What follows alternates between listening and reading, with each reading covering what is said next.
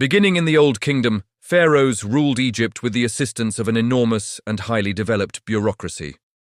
Scholars have identified more than 2,000 official titles from this period, reflecting the complexity of the Egyptian administrative system. The pharaoh could not govern alone. Maintaining control over land, labor, food production, and monumental building projects required a large class of trained officials. During the Fourth Dynasty, we begin to see a shift in how the king was presented within Egyptian society. The pharaoh increasingly appeared as a father figure, presiding over a society still dominated by the royal family.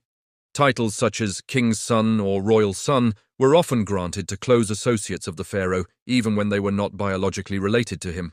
These titles emphasized loyalty and service rather than blood alone. By the Fifth Dynasty, however, royal sons no longer held the highest administrative positions. Instead, these offices were increasingly filled by specialists, men whose authority came from training and experience rather than family connection. As the pharaoh controlled virtually every aspect of life in Egypt, he required a vast network of officials to carry out his will. Although Egypt was highly centralized, it was also minimally urbanized. Most Egyptians lived in small farming villages scattered along the banks of the Nile. To govern this rural population efficiently, Egypt was divided into small administrative units. Groups of villages were combined into provinces known as nomes, 21 in total during the Old Kingdom. Each nome was overseen by a royal official called a nomarch. Nomarchs served as the pharaoh's eyes, ears, and hands in their respective provinces. They collected taxes, organized labor forces for state projects, and enforced royal authority at the local level. The word nome comes from the Greek nomos, meaning law, and it may originally have referred to a legal district or territory. Over time, these nomes functioned much like counties, stretching up and down the Nile and collectively forming Upper and Lower Egypt. Despite the strong central government, Old Kingdom society remained overwhelmingly rural. Royal authority, exercised from the capital at Memphis, was most visible when the crown required manpower for large projects such as pyramid construction or irrigation works.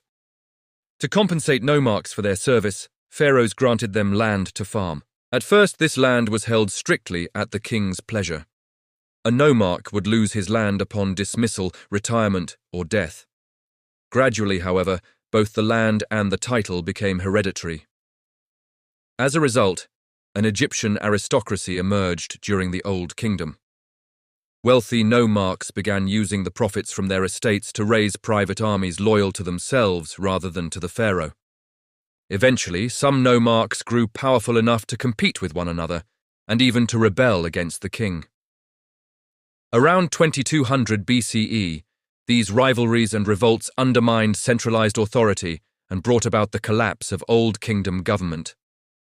This breakdown ushered in what historians call the First Intermediate Period, a time of political fragmentation and weakened royal power. The diplomatic environment of the late Sixth Dynasty also became more unstable. Peoples such as the Amorites from the Levant began migrating into the region, adding further pressure to an already fragile political system.